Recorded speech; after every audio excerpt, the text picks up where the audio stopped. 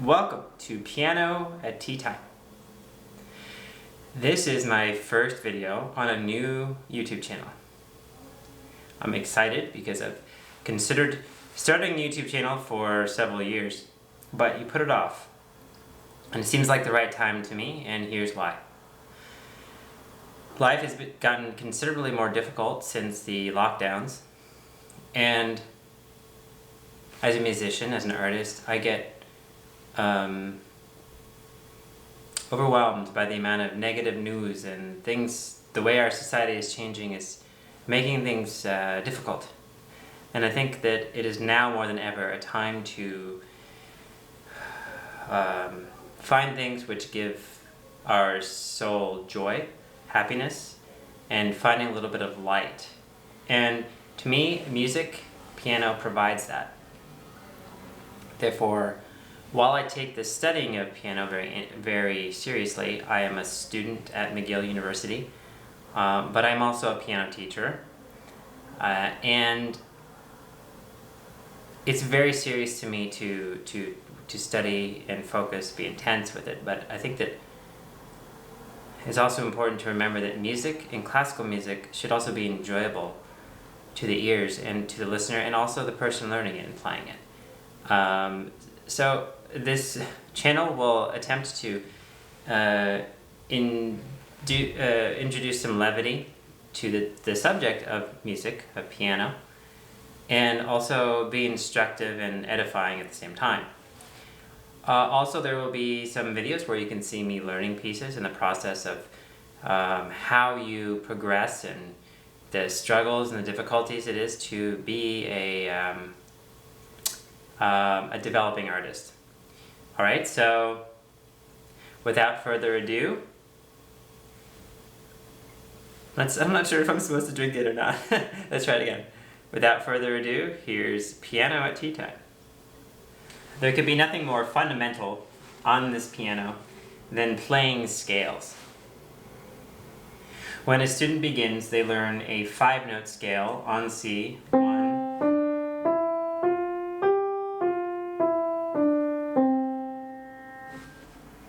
It's sweet to see little 5- and 6-year-olds try to play each note and press it down, right?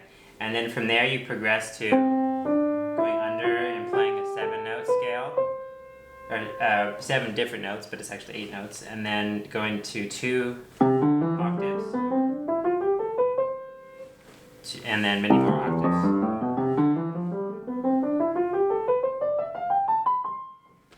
And then doing that on every note.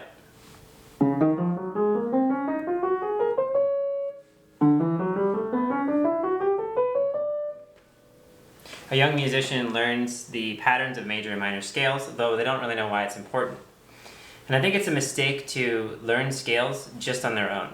You need to apply practice techniques so that when you play your scales and then you learn music, it made sense why you practiced the scales in the first place. For example, this piece by Mozart, Sonata K545.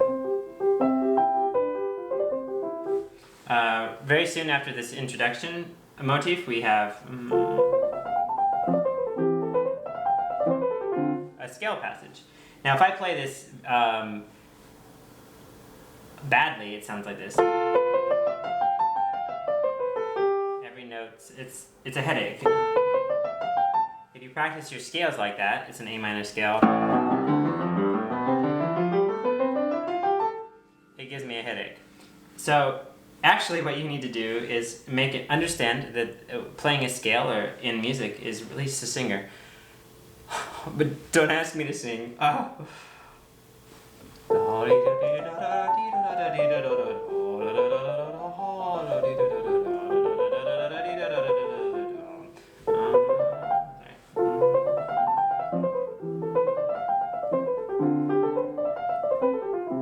When you understand that it's the singer and it's not just harsh notes, it's like, oh, that's what it is. But when you practice a scale on its own, you don't think of it as singing, or you don't think of it as music.